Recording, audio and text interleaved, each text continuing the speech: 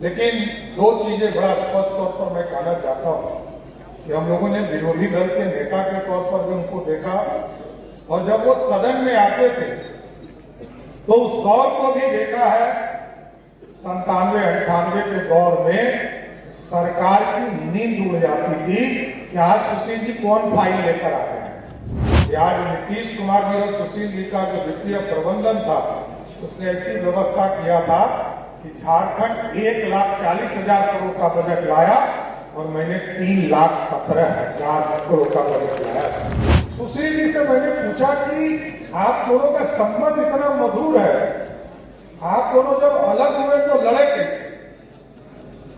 उन्होंने कहा देखिए ये पार्टी है और पार्टी तय करती है कि हमको किससे लड़ना है। नमस्कार, आप न्यूज़ फाउंडेशन देख रहे हैं, मैं हूं आपके साथ वंदना। बिहार के डिप्टी सीएम सम्राट चौधरी ने सुशील कुमार मोदी को याद करते हुए कई बातों को प्लेटफॉर्म पे रखा।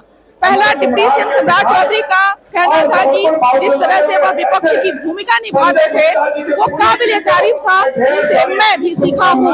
वहीं उन्होंने मुख्यमंत्री नीतीश कुमार की तारीफ करते हुए क्या कुछ पहले कहा है, छोड़े जाते उन तमाम बयानों के साथ। इसमें छोड़कर चले जाना अत्यंत पीड़ा देता है, और उनके मार्गदर्शन जो उनके जीवन में उन्होंने काम किया, उनके मार्गदर्शन को ही कई पीढ़ियां, कई लोग देखकर आगे बढ़ने का काम करते हैं। कई साथियों ने बहुत मेहनत करके इस पूरे कार्यक्रम का आयोजन किया। संजय जी की पूरी टीम को भी बधाई देता हूं, पूरे विधायक टीम को। नीतीश कुमार जी ने कहा कि एक जगह चलना है, आप चलिए मेरे साथ, और मेरे को लेकर वो राजेंद्र नगर गए और 2 पार्क उन्होंने दिखाया, और दिखाने के बाद कहा किसी पार्क में सुशील मोदी जी की मूर्ति की स्थापना करना है। यह नीतीश जी का आपसी प्रेम रहा है, दोनों का संबंध रहा है।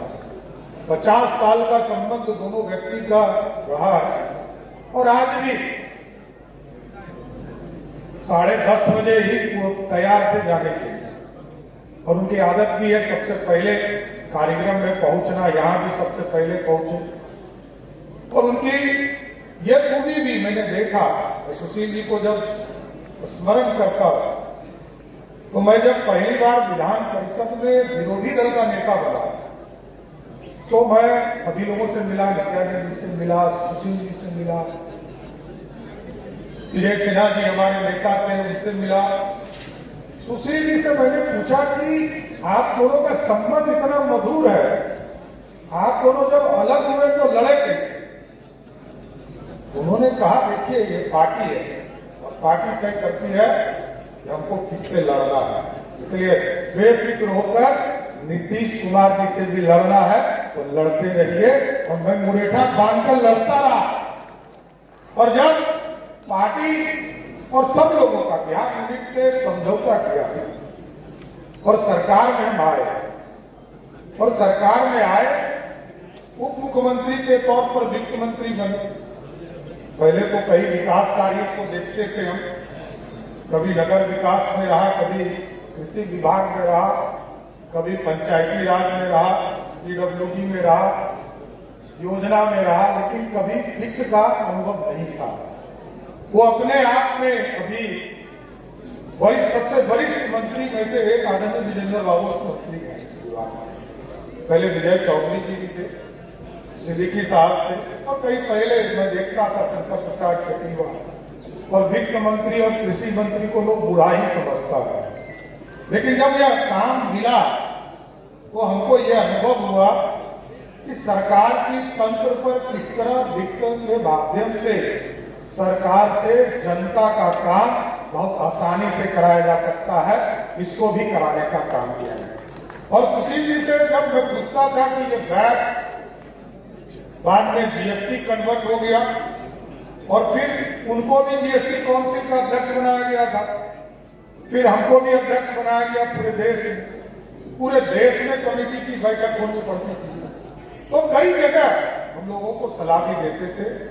लेकिन 2 चीजें बड़ा स्पष्ट तौर पर मैं कहना चाहता हूं कि हम लोगों ने विरोधी दल के नेता के तौर पर भी उनको देखा, और जब वो सदन में आते थे तो उस दौर को भी देखा है। 97-98 के दौर में सरकार की नींद उड़ जाती थी कि आज सुशील जी कौन फाइल लेकर आ रहे हैं।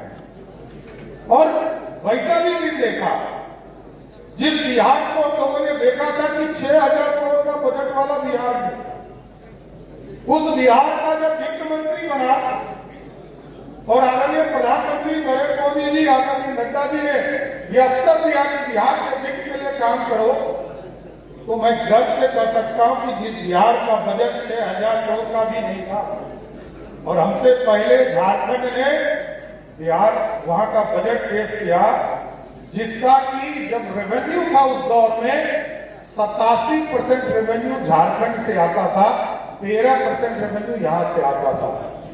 और तब उस बजट को मैंने देखा कि आज नीतीश कुमार जी और सुशील जी का जो वित्तीय प्रबंधन था, उसने ऐसी व्यवस्था किया था कि झारखंड 1,40,000 करोड़ का बजट लाया और मैंने 3,17,000 करोड़ का बजट लाया।